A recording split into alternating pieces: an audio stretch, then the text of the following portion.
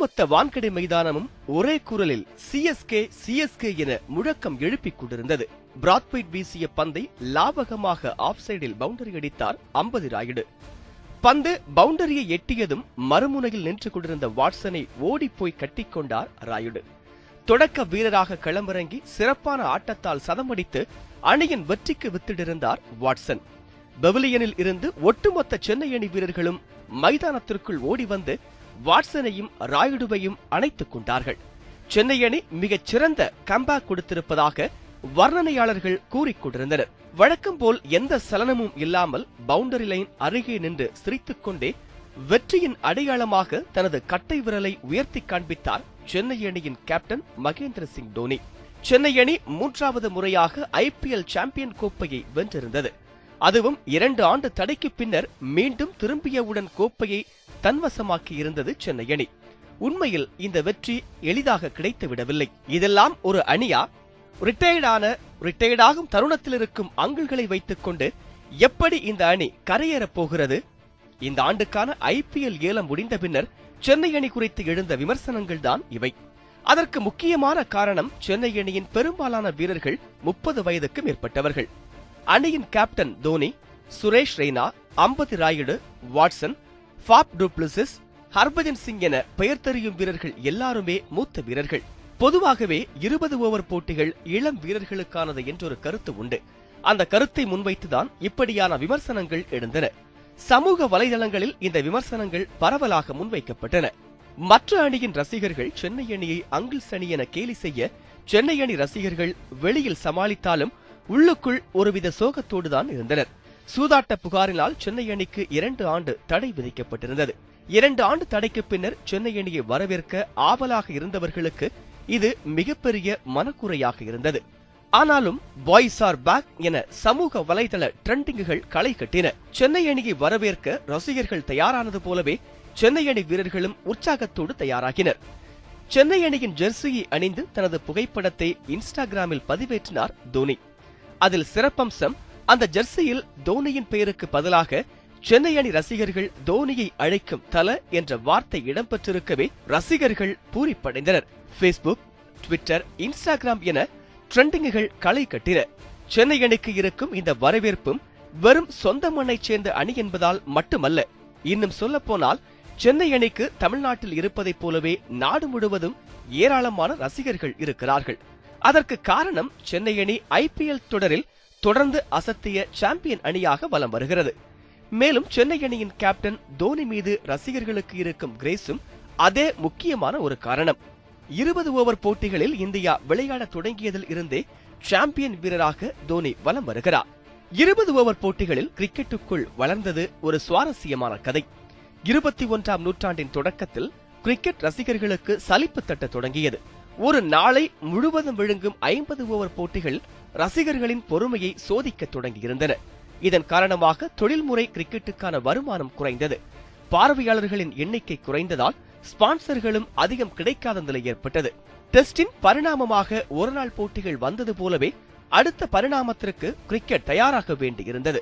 சர்வதேச cricket council கிரிக்கெட்டின் சுவாரஸ்யத்தை அதிகப்படுத்த வைக்கும் பல சோதனை முயற்சிகளை எடுத்தது. ஆனாலும் அந்த முயற்சிகள் கைகூடவில்லை. கிரிக்கெட்டின் அதிகாரப்பூர்வ தாயகமான இங்கிலாந்தில் இருந்து இதற்கு ஒரு தீர்வு வந்தது.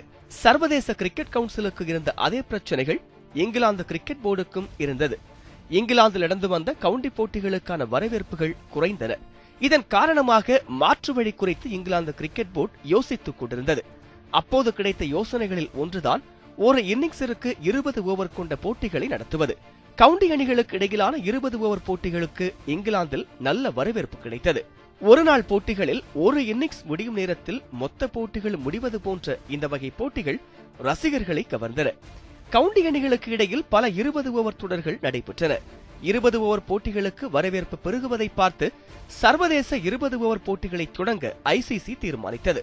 கடந்த 2004ஆம் ஆண்டு இங்கிலாந்து மற்றும் நியூசிலாந்து பெண்கள் அணிகளுக்கு இடையிலான முதல் சர்வதேச 20 ஓவர் போட்டி நடைபெற்றது.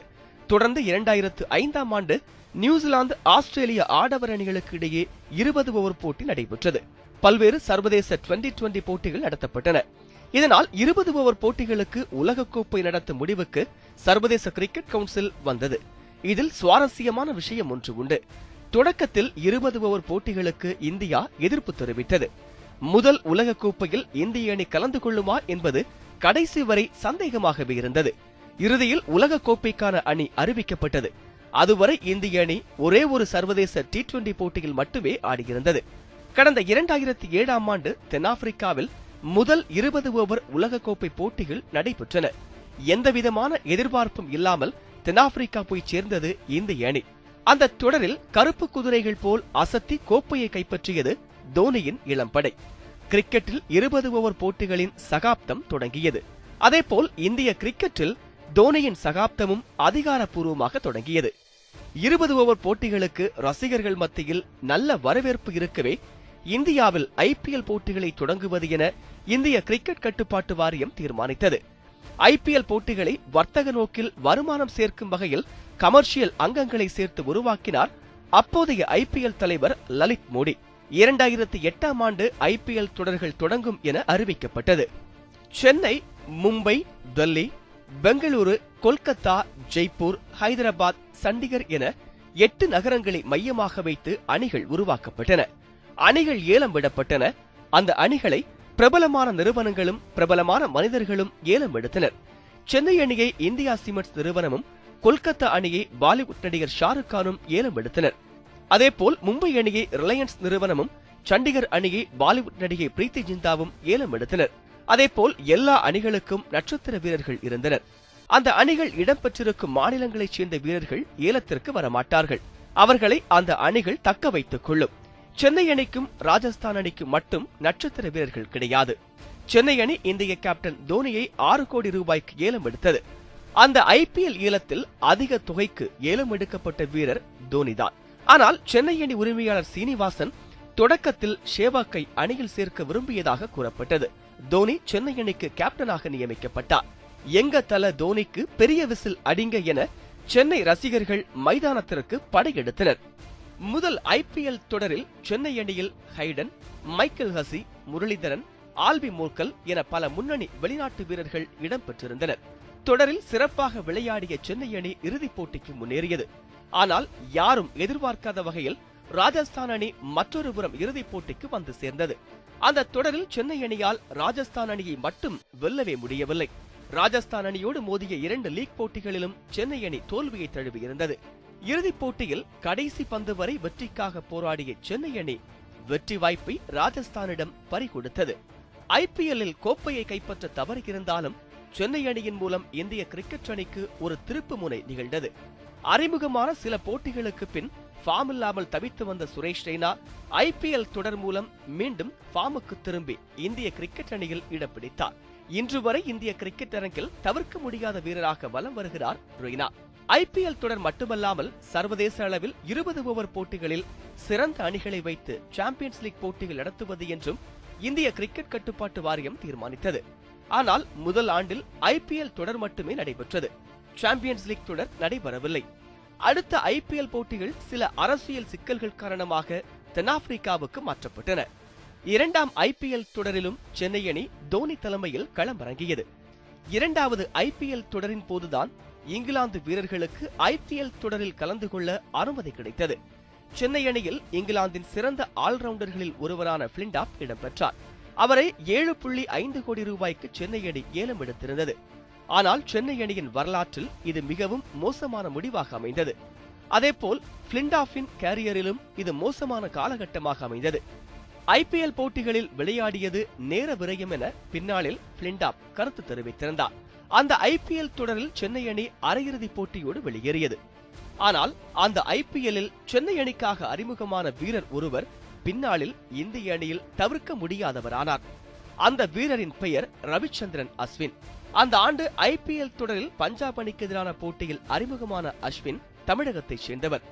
கூக்லி, துஷ்டா வகை பந்துகளை மட்டும் இந்திய சுழற்பந்து வீச்சாளர்கள் வீசிக் கொண்டிருந்த போது கேரம்பால் முறையில் பந்து வீசியவர் அஸ்வின்.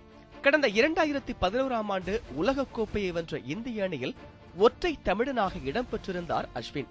ஆனால் அதற்கான விதையை போட்டது சென்னை சூப்பர் கிங்ஸ் அணி. 3வது IPL தொடர் மீண்டும் தாய்மண்ணிற்கு திரும்பியது. அந்த தொடரின் தொடக்கம் சென்னை அணிக்கு மறக்க வேண்டிய கெட்ட கனவு. தொடக்கத்தில் படு பயங்கரமாக சொதப்பியது சென்னை அணி. ஒரு கட்டத்தில் தொடரை விட்டு சென்னை அணி வெளியேறிவிடும் வாய்ப்பும் இருந்தது.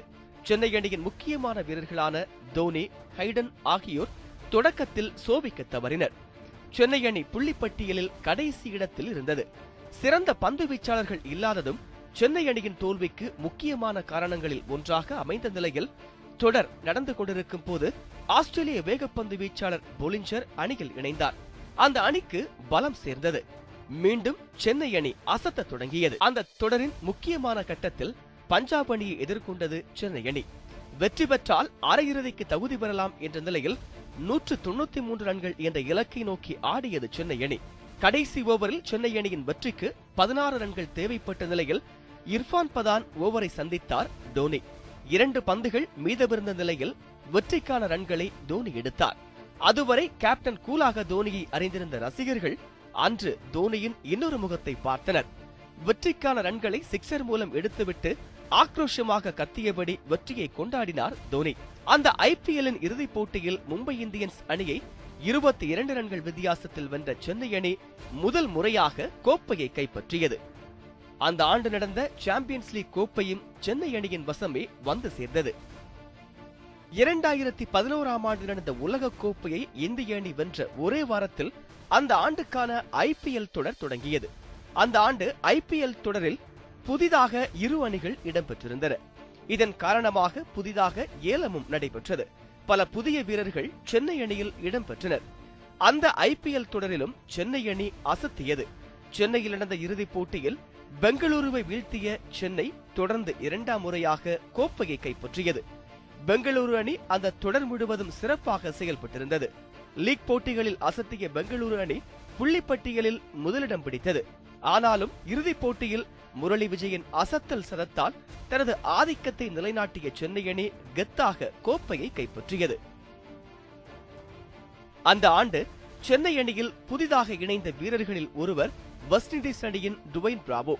அந்த தொடரில் சிறப்பாக செயல்பட்ட அவர் அணி கோப்பையை வெல்ல முக்கிய காரணமாக அமைந்தார். 2012ஆம் ஆண்டு ஐபிஎல் தொடர் தொடங்கிய போது தோனி பலத்த விமர்சனங்களை சந்தித்துக் கொண்டிருந்தார். சர்வதேச போட்டிகளில் தோனி தலைமையிலான இந்திய அணி தொடர்ச்சியான தோல்விகளை சந்தித்துக் கொண்டிருந்தது. அந்த ஆண்டு ஐபிஎல் தொடரில் சென்னை அணியின் செயல்பாடும் அவ்வளவு சிறப்பானதாக அமையவில்லை. லீக் சுற்றுகளின் முடிவில் புள்ளிப்பட்டியலில் 4வது இடம் பிடித்த சென்னை கடைசி அணியாக பிளே ஆஃப் சுற்றுக்கு முன்னேறியது. இறுதிப் போட்டிக்கு முன்னேறிய சென்னை அணி தொடர்ந்து 3வது முறையாக சாம்பியன் கோப்பையை கைப்பற்றும் என ரசிகர்கள் எதிர்பார்த்த நிலையில் இறுதிப் போட்டியில் கொல்கத்தா அணியிடம் தோல்வியடைந்து கோப்பையை வெல்லும் வாய்ப்பை தவறவிட்டது. இந்த ஐபிஎல் தொடரில் சூதாட்டம் நடைபெற்றதாக புகார்கள் எழுந்தன. சென்னை அணி இறுதிப் போட்டிக்கு தகுதி பெற்றதிலும் இறுதிப் போட்டியில் தோல்வியடைந்ததிலும் மேட்ச் பிக்சிங் நடந்திருப்பதாக செய்திகள் வெளியாகின. எது எப்படியோ தொடர்ந்து 2 முறை கோப்பையை வென்றிருந்த சென்னை அணி அந்த முறை 2ஆம் இடத்தோடு திருப்தியடைந்தது. ஐபிஎல் தொடரில் உண்மையில் புயல் வீச தொடங்கியது 2013ஆம் ஆண்டு தொடரில்தான். அதுவரை அரசல் புரசலாக கூறப்பட்ட சூதாட்ட புகார்கள் 2013இல் விஸ்வரூபம் எடுத்தன. 2013ஆம் ஆண்டு தொடரில் சென்னை அணி தொடக்கத்திலிருந்தே ஆதிக்கம் செலுத்தியது. லீக் சுற்றில் விளையாடிய 16 போட்டிகளில் 11இல் வெற்றியை பதிவு செய்த சென்னை அணி புள்ளிப்பட்டியலில் முதலிடம் பிடித்தது. பிளே ஆஃப் சுற்றில் முதல் போட்டியில் மும்பை இந்தியன்ஸ் அணியை வென்று இறுதிப் போட்டிக்கு முன்னேறியது சென்னை. தனக்கிருந்த 2வது வாய்ப்பில் வெற்றி பெற்ற மும்பை அணி இறுதிப் போட்டிக்கு முன்னேறியது. இறுதிப் போட்டியில் சென்னை அணியை வீழ்த்திய மும்பை முதல் முறையாக கோப்பையை கைப்பற்றியது. அந்த ஆண்டு ஐபிஎல் தொடர் நடந்து கொண்டிருக்கும் போதே ராஜஸ்தான் ராயல்ஸ் அணியில் விளையாடிய ஸ்ரீசாந்த், ஷவான், சண்டிலா ஆகிய வீரர்கள் ஸ்பாட் பிக்சிங்கில் ஈடுபட்டதாக கைது செய்யப்பட்டார்கள். சில புக்கிகளும் சூதாட்ட புகாரில் கைது செய்யப்பட்டனர். கைது செய்யப்பட்ட சூதாட்ட புக்கிகளின் தொலைபேசி உரையாடல்களை ஆராய்ந்த போது புகார் சென்னை அணியின் பக்கம் திரும்பியது. சூதாட்ட புக்கிகளோடு சென்னை அணியின் உரிமையாளர் சீனிவாசனின் மருமகன் குருநாத் மெய்யப்பன் தொலைபேசியில் பேசியது பதிவாகியிருந்தது. 2013 மே 24இல் குருநாத் மெய்யப்பன் கைது செய்யப்பட்டார். அதேபோல் ராஜஸ்தான் ராயல்ஸ் அணியின் உரிமையாளர் ராஜ் குந்த்ராவும் டெல்லி காவல்துறையால் விசாரிக்கப்பட்டார். ஐபிஎல் போட்டிகளில் எழுந்த சூதாட்ட புகார்கள் குறித்து விசாரிக்க 2013 அக்டோபரில் நீதிபதி முத்கல் தலைமையிலான கமிட்டி ஒன்றை உச்சநீதிமன்றம் அமைத்தது. இந்த விசாரணைகளும் சட்ட நடவடிக்கைகளும் ஒருபுறம் போய்க் கொண்டிருக்க அடுத்த IPL தொடர் வழக்கம் போல நடைபெற்றது. 2014ஆம் ஆண்டு IPL தொடரில் சென்னை அணி பிளே ஆஃப் சுற்றோடு வெளியேறியது. 2010ஆம் ஆண்டுக்கு பின்னர் சென்னை அணி இறுதிப் போட்டிக்கு முன்னேறாமல் வெளியேறியது. அந்த ஆண்டு IPL தொடரில் ஏமாற்றினாலும் சாம்பியன்ஸ் லீக்கில் சென்னை அணி கோப்பையை வென்று அசத்தியது. அதே வேகத்தில் 2015ஆம் ஆண்டு IPL தொடருக்கு சென்னை அணி தயாரானது. அந்த IPLிலும் சென்னை அணி லீக் சுற்றில் அசத்தியது. 9 வெற்றிகளை பெற்று புள்ளிப்பட்டியலில் முதலிடம் பிடித்தது சென்னை அணி. ஆனால் அந்த தொடரிலும் இறுதிப் போட்டியில் மும்பை அணியிடம் தோல்வியடைந்து கோப்பையை பெறும் வாய்ப்பை தவறவிட்டது. போட்டிகள் ஒரு பக்கம் நடந்து கொண்டிருக்க இன்னொரு புறம் சூதாட்ட புகார்கள் தொடர்பான விசாரணைகள் நடந்து கொண்டிருந்தன. 2015ஆம் ஆண்டு ஜனவரியில் நீதிபதி லோதா தலைமையிலான கமிட்டி ஒன்றை அமைத்தது உச்சநீதிமன்றம். 2015 ஜூனில் வெளியான அதன் அறிக்கை சென்னை ரசிகர்களுக்கு அதிர்ச்சி அளித்தது. சூதாட்ட புகாரில் சிக்கிய சென்னை சூப்பர் கிங்ஸ் மற்றும் ராஜஸ்தான் ராயல்ஸ் அணிகளுக்கு IPLில் விளையாட 2 ஆண்டுகள் தடை விதித்தது லோதா கமிட்டி. அதோடு சூதாட்ட புகாருக்கு ஆளான குருநாத் மெய்யப்பன் மற்றும் ராஜ் குந்த்ரா ஆகியோர் கிரிக்கெட் விவகாரங்களில் தலையிடவும் வாழ்நாள் தடை விதிக்கப்பட்டது. 2016 மற்றும் 2017ஆம் ஆண்டுகளில் நடந்த IPL தொடர்களில் சென்னை ராஜஸ்தான் அணிகள் விளையாடவில்லை. அதற்கு பதிலாக புனே மற்றும் அகமதாபாத்தை மையமாக வைத்து 2 அணிகள் உருவாக்கப்பட்டன. சென்னை அணியின் வீரர்கள் இந்த 2 அணிகளிலும் பிரிந்து விளையாடினர். தோனி புனே அணியின் கேப்டனாக நியமிக்கப்பட்டார். 2016 IPL தொடரில் தோனி கேப்டனாக இருந்த புனே அணி புள்ளிப்பட்டியலில் 7ஆம் இடம் பெற்று லீக் சுற்றோடு வெளியேறியது. தோனி பிளே ஆஃபில் விளையாடாத ஒரே IPL அது மட்டுமே. அடுத்த ஆண்டு நடைபெற்ற IPL தொடரில் தோனியிடமிருந்த கேப்டன் பதவியை பறித்தது புனே அணி நிர்வாகம். ஸ்மித்தை கேப்டனாக்கியதோடு லீக் போட்டி ஒன்றின் வெற்றிக்கு பின்னர் ஸ்மித் தான் ஒரு சாம்பியன் வீரர் என்பதை நிரூபித்ததாக புனே அணி நிர்வாகம் சார்பில் ட்விட்டரில் தெரிவிக்கப்பட்டது. சென்னை அணியின் ஜெர்சி அணிந்த தன்னுடைய புகைப்படத்தை ட்விட்டரில் பதிவிட்டு அதற்கு பதிலடி கொடுத்தார் தோனியின் மனைவி சாக்ஷி. 2017ஆம் ஆண்டு IPL தொடரின் இறுதிப் போட்டியில் மும்பை அணியிடம் தோல்வியடைந்தது புனே அணி. தோல்வியை குறித்து கூட கவலைப்பட நேரமில்லாமல் தோனி சென்னை அணிக்கு ஆடப்போவது குறித்த மகிழ்ச்சியை தெரிவித்தனர் ரசிகர்கள். 2018ஆம் ஆண்டுக்கான IPLில் சென்னை அணி மீண்டும் விளையாடும் என அறிவிக்கப்பட்டது. தோனியை தக்க வைக்கும் முயற்சிகளை எடுத்தது சென்னை அணி நிர்வாகம். சென்னை அணியால் தக்க வைக்கப்பட்ட வீரர்கள் ஒப்பந்தத்தில் கையெழுத்திடும் வீடியோக்கள் அணி நிர்வாகத்தால் சமூக வலைதளங்களில் வெளியிடப்பட்டது. தோனி ஒப்பந்தத்தில் கையெழுத்திடும் போது அருகில் இருக்கும் அவரது மனைவி சாக்ஷி வீட்டிற்கு மீண்டும் திரும்புகிறோமா மகி என கேட்டது சமூக வலைதளங்களில் வைரலானது. தோனி, ரெய்னா, ஜடேஜா, பிராவோ ஆகிய வீரர்களை சென்னை அணி தக்க வைத்துக் கொண்டது. பிரிந்திருந்த ஒரு மந்தையின் ஆடுகள் மீண்டும் ஓரிடத்திற்கு வந்து சேர்ந்தன. வீரர்களுக்கான ஏலம் எடுக்கப்பட்ட போது சென்னை அணிக்கு வாங்கப்பட்ட வீரர்கள் பெரும்பாலும் மூத்த வீரர்களாக இருந்தனர். அது குறித்து எழுந்த விமர்சனங்களைத்தான் தொகுப்பின் தொடக்கத்தில் பார்த்தோம். ஆனால் விமர்சனங்களுக்கு தனது செயல்பாடுகளால் பதில் கொடுத்தது சென்னை அணி. விளையாடிய முதல் போட்டியில் மும்பை அணியை வீழ்த்திய சென்னை அடுத்த போட்டியை சென்னையில் விளையாட தயாரானது. 2 ஆண்டுகளுக்கு பின்னர் சென்னை அணி IPLில் விளையாட இருப்பதால் சென்னை ரசிகர்கள் அதனை கொண்டாட தயாராகினர். சென்னை அணியினர் பயிற்சி எடுத்ததை காணவே ஆயிரக்கணக்கான ரசிகர்கள் திரண்டு வந்து பார்த்தனர். ஆனால் சென்னையில் IPL போட்டிகள் நடப்பதில் சிக்கல் எழுந்தது. அப்போது காவிரி மேலாண்மை வாரியத்திற்கான போராட்டங்களை தமிழகம் முன்னெடுத்துக் கொண்டிருந்தது. அப்படி ஒரு தருணத்தில் IPL போட்டிகள் சென்னையில் நடப்பது மக்களை அவமதிப்பதற்கு சமம் என குரல்கள் எழுந்தன. சென்னையில் IPL நடத்தப்படக்கூடாது என்ற கோரிக்கைகள் முன்வைக்கப்பட்டன. அதனை மீறி ஒரு போட்டி சென்னையில் நடந்தபோது போட்டி மைதானத்தில் செருப்பு வீசப்பட்டது. அதன் பிறகு நடக்கும் போட்டிகளுக்கு பாதுகாப்பு வழங்க முடியாது என தமிழக அரசு அறிவித்ததால் சென்னை அணி விளையாடும் போட்டிகள் புனே நகருக்கு மாற்றப்பட்டன. ஆனாலும் சென்னை அணியின் செயல்பாடு இந்த தொடர் முழுவதும் அசத்தலாக இருந்தது.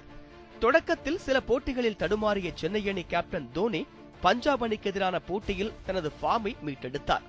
தசைப்பிடிப்பால் அவதிப்பட்ட போதும் அதிரடியாக விளையாடி 79 ரன்கள் குவித்தார். தொடர்ச்சியான போட்டிகளில் சென்னை அணியின் முக்கியமான வீரர்களில் யாரேனும் ஒருவர் தங்களது சிறப்பான பங்களிப்பை அளிக்கவே சென்னை அணி புள்ளிப்பட்டியலில் தொடர்ந்து முதல் 3 இடங்களுக்குள் நீடித்தது. அம்பது ராயுடு, வாட்சன் ஆகியோர் முறையே ஹைதராபாத் மற்றும் ராஜஸ்தான் அணிகளுக்கு இடையிலான போட்டியில் சதம் அடித்தனர். புள்ளிப்பட்டியலில் 2ஆம் இடம் பிடித்த சென்னை அணி பிளே ஆஃப் சுற்றுக்கு முன்னேறியது. பிளே ஆஃபில் சென்னை அணியை ஹைதராபாத் அணி எதிர்கொண்டது. லீக் போட்டியில் சென்னையோடு மோதிய 2 போட்டியிலும் ஹைதராபாத் அணி தோல்வியடைந்திருந்தது. அதேபோல் பிளே ஆஃப் போட்டியிலும் சென்னை அணி ஹைதராபாத்தை வீழ்த்தியது.